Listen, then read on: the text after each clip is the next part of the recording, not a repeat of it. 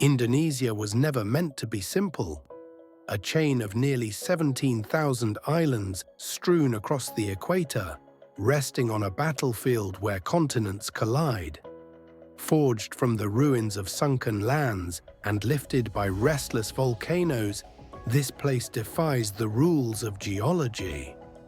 By all logic, it should have been broken beyond repair, an eternal disaster zone. Yet what emerged is the opposite, a realm of breathtaking color and improbable life.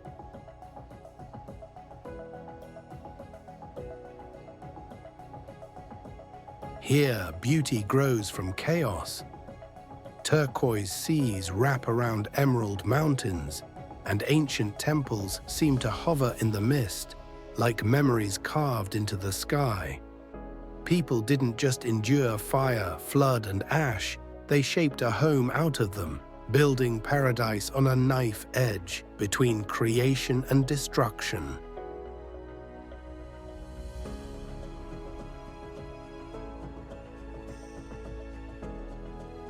To grasp what Indonesia is today, we have to look at how perilously close it came to never forming at all. Its story is one of constant upheaval, of land rising and sinking, of worlds breaking apart and merging again, yet somehow leaving behind a place teeming with humanity and wonder.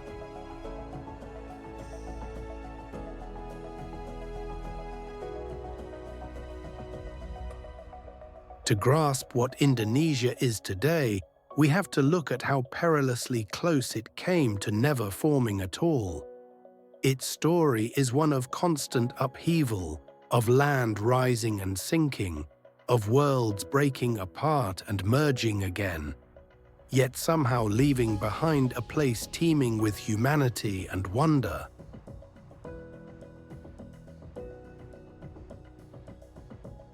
But the Earth wasn't finished shaping this place. The Ring of Fire has carved its signature across the archipelago. More than 130 active volcanoes breathe ash into Indonesian skies, more than any country on Earth. Here, volcanoes are not merely mountains, they are deities, creators and destroyers, the pulsing engines of everything that exists. Mount Tambora once roared so violently that it plunged the entire planet into a volcanic winter. Europe starved, American sunsets bled crimson, and Lake Toba, calm, reflective, serene, hides the mouth of a supervolcano that nearly erased humanity 74,000 years ago. Its eruption was 1,000 times more powerful than Mount St. Helens, reducing the global human population to perhaps 10,000 survivors. And what prevents it from happening again? Nothing at all.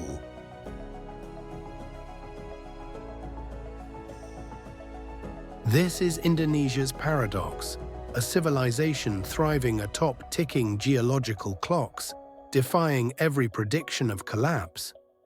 At Bleduku, the Earth itself seems to bleed, mud volcanoes bubbling through a lunar wasteland, spitting out sediments from realms where ocean floor melts into magma. Here the land moves without quakes, rising and falling on pressures exhaled from the planet's core. Creation happening slowly, one breath at a time. Yet from all this violence, impossibilities emerged. The Wakatobi atolls rose like jeweled crowns from the abyss, their coral walls built on the skeletons of drowned mountains. Here, sea nomads learned to read currents like scripture, building their culture atop islands that exist only because the Earth destroyed itself and rebuilt anew. On the island of Flores, evolution took a wild detour. Cut off by shifting seas, this fragment of land became a laboratory of anomalies. Dragons learn to hunt in coordinated packs. Real dragons, 3-meter Komodo monitors with venom that thins blood and bacteria that devours flesh. Apex predators shaped in isolation, free from the limits that restrain life elsewhere. In a cave near the dragon's domain, scientists uncovered tiny human skeletons, only 3 feet tall, with brains the size of chimps. Homo floresiensis, a discovery so strange it forced humanity to redraw its own lineage.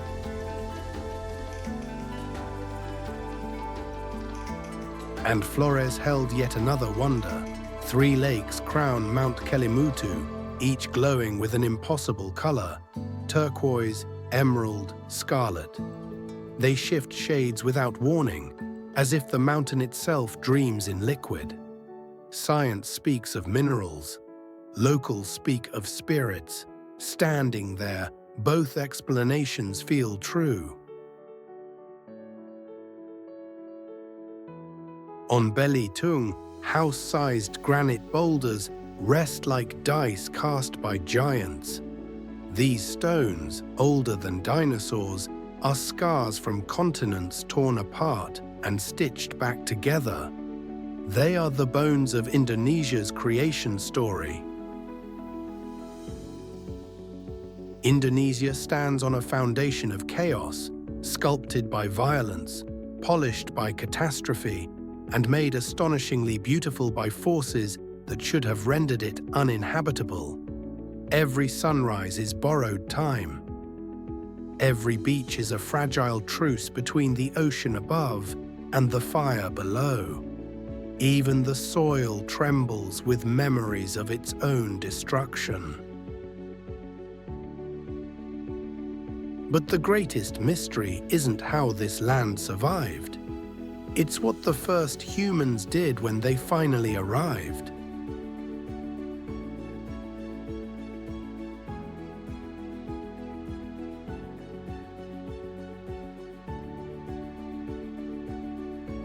Instead of fleeing the chaos, the first Indonesians did something that still puzzles archaeologists.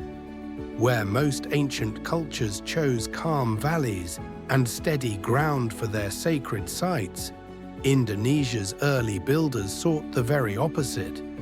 Where volcanoes hurled fire, they carved temples. Where the earth tore itself open, they raised monuments. These ancient people didn't run from the planet's fury, they sanctified it.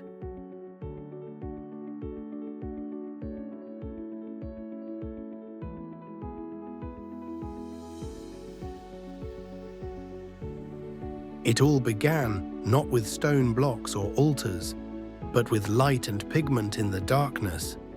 Deep in the caves of Sulawesi, 45,000 years ago, humans created the oldest known figurative art on Earth.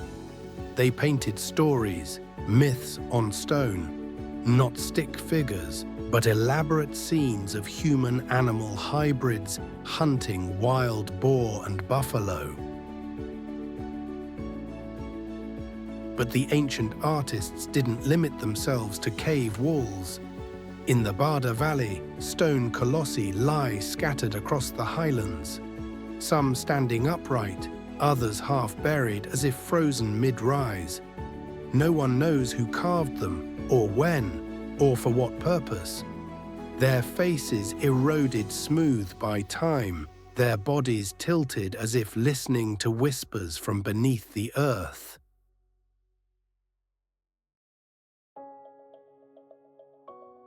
In the village of Bena on Flores, megalithic altars still anchor a community that has changed little for centuries. Stone platforms host ceremonies older than written history, while the tall, thatched ancestral houses encircle them like prayers made of wood and grass.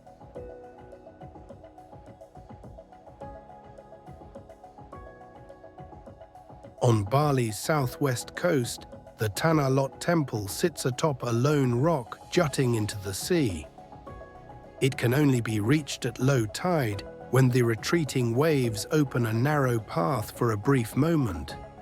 Built in the 16th century by the Hindu priest Dang Hyang Nirartha, it honors the god of the sea. At high tide, the temple stands alone, encircled by water, appearing to float on the surface of the world.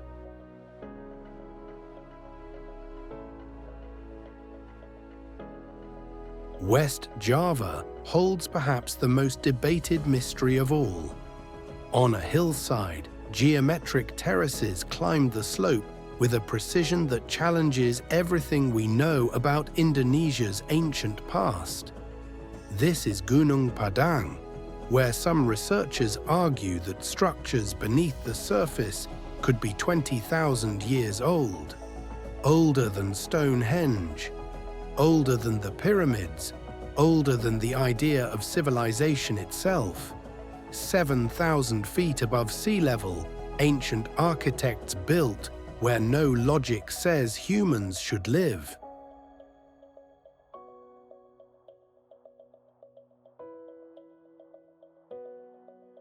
On the Dieng Plateau, sulfur pools hiss and steam rises from volcanic vents.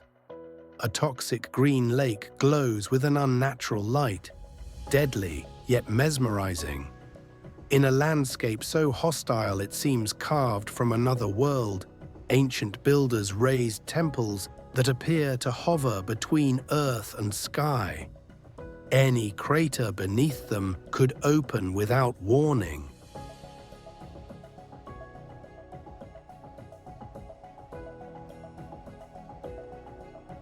Borobudur's scale defies reason.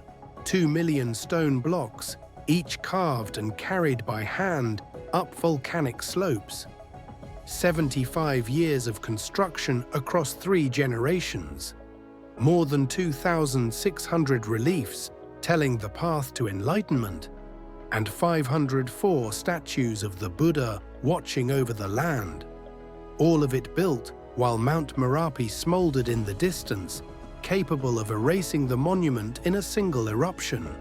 No inscriptions, no royal signatures, no explanation. Abandoned sometime between 928 and 1006, Borobudur vanished under ash and jungle for centuries, remembered by nature, forgotten by history.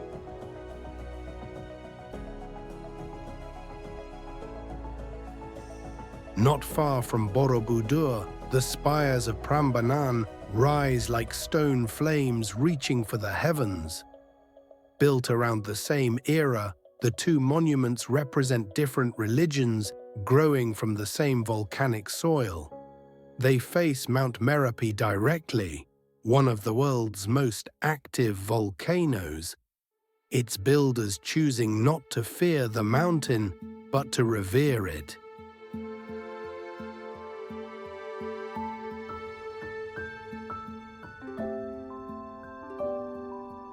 In South Sulawesi, death itself becomes architecture. The Toraya people carve tombs directly into towering limestone cliffs, placing wooden effigies, tau-tau, on balconies cut into the rock so they can watch over the dead. Here, the line between the living and the departed becomes another form of art, another way of sanctifying a landscape shaped by the impossible.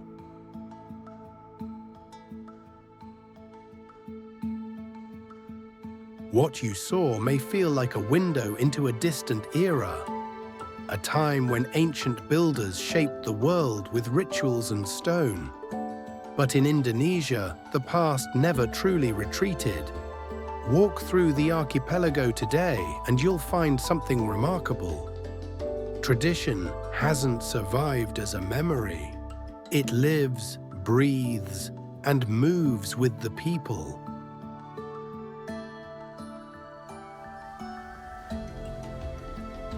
Life here has always started where land meets the sea. Not just with rivers or monsoon rains, but with tides, currents, and the silent rhythms passed down through generations. In Nusa Penida and Sabu, seaweed farmers stretch ropes across the shallows at low tide. Across Java and Sulawesi, shrimp ponds rise and fall with the pull of the moon.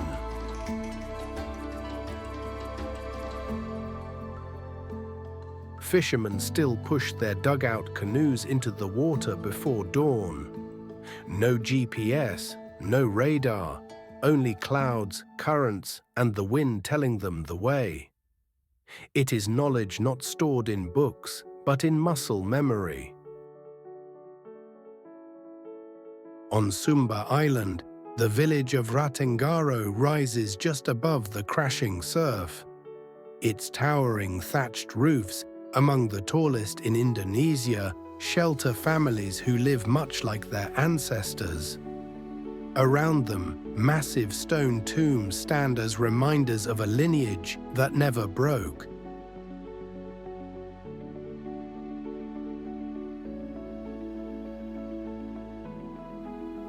High in the mountains of Flores, Rebo sits like a hidden world. Reaching it requires a steep 3-hour hike.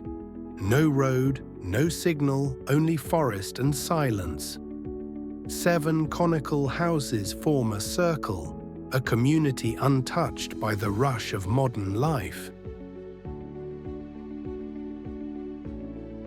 Visitors are welcomed, gently, respectfully, but always on local terms. Here, balance isn't performed for tourists. It's simply the way life flows when you exist far from modern noise.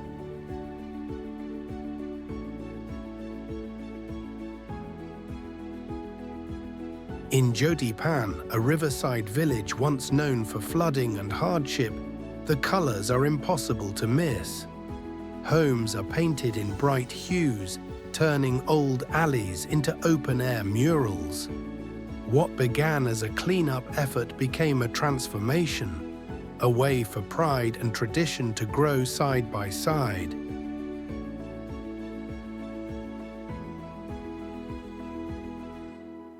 Not every timeless place hides in remote mountains. Just off the coast of Lombok, the Gili Islands offer a different kind of sanctuary. No cars, no engines, only bicycles, horse carts, and the sound of waves brushing the shore.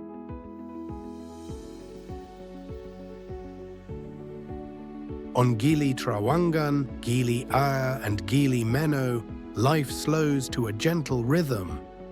The hardest choice for visitors is whether to swim with sea turtles or watch the sun melt into the horizon from a beach swing. Here, simplicity isn't ancient, it's intentional.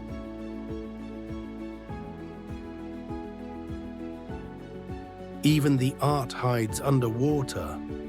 Around Gili Meno, dozens of life-size statues rest beneath the waves, waiting for divers to find them like a submerged gallery. Across Indonesia, village life doesn't just remember the past, it carries it forward. Take their connection to the land. Volcanic soil sounds harsh, burned by centuries of ash. Yet here it becomes one of the most fertile places on Earth. At sunrise in Bali, nearly 500,000 people step into rice terraces that flow down the mountains like emerald rivers. The Subak system awakens, water rushing through ancient stone channels, temple bells marking the start of planting season. In one terrace, 3 generations work side by side. No instructions, no ceremonies, only the quiet logic of a ritual repeated for 1,000 years. Their hands move in perfect rhythm. Their feet follow paths learned not by teaching, but by watching. Season after season, harvest after harvest, they work the same fields their ancestors shaped from volcanic stone.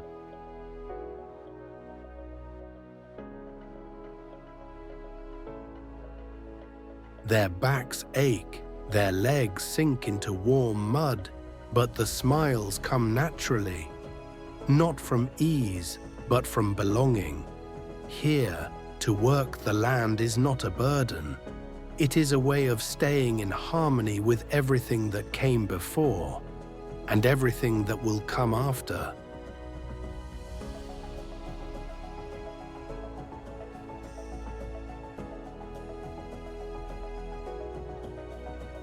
But not everyone lives by tending volcanic soil. Some must walk straight into the fire itself.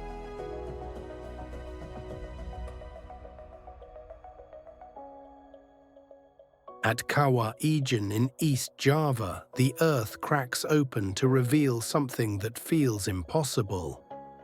Blue fire glows in the darkness, not the warm orange flames we know, but electric blue streaks that shimmer like trapped lightning. Here, sulfur burns at temperatures high enough to melt metal, feeding an acid lake so concentrated it can dissolve almost anything that enters it.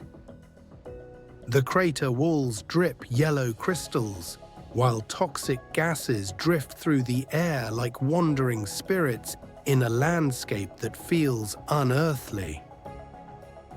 It looks like a place where life shouldn't exist. Poisonous air, burning lakes, heat that softens stone. And yet when dawn breaks, men walk into it. They descend not out of desire, but out of necessity, the kind that turns the unthinkable into routine. Sulfur miners wrap wet cloths around their faces and follow the glow of burning poison, carving out chunks heavier than their own bodies.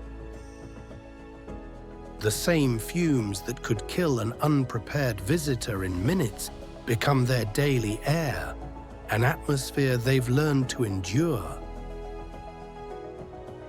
With impossible weights bending their backs, they climb out of the crater like figures from old legends, carrying the earth's anger in woven baskets. Among workers as they carry heavy sulfur-lined baskets weighing up to 200 pounds down the mountain. The impossible is simply life. In South Kalimantan, entire neighborhoods float above rivers, held up by stilts and pontoons. Homes shift with each tide, markets form on boats, neighbors greet one another by canoe.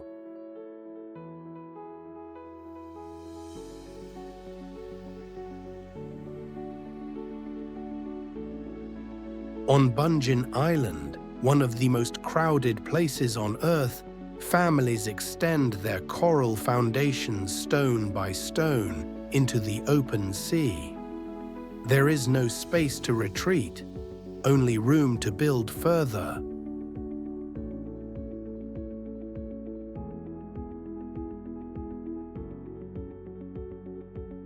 On active volcano slopes, villages cling to mountainsides scarred by ancient pyroclastic flows. The mountain's moods, its rumble, its steam, even the silence of birds, form a language everyone must understand.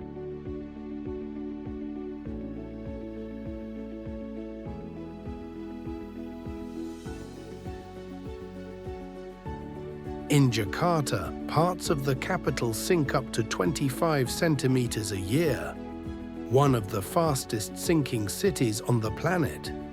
Some districts now lie 4 meters below sea level, yet life continues as if refusing to pause. Across the archipelago, life and instability coexist, endlessly, precariously, almost gracefully, and on Indonesia's far western edge, in a place called Aceh, The sea looked peaceful. Fishermen launched boats, children played by the shore. But these villages do not command the ocean, they live with it.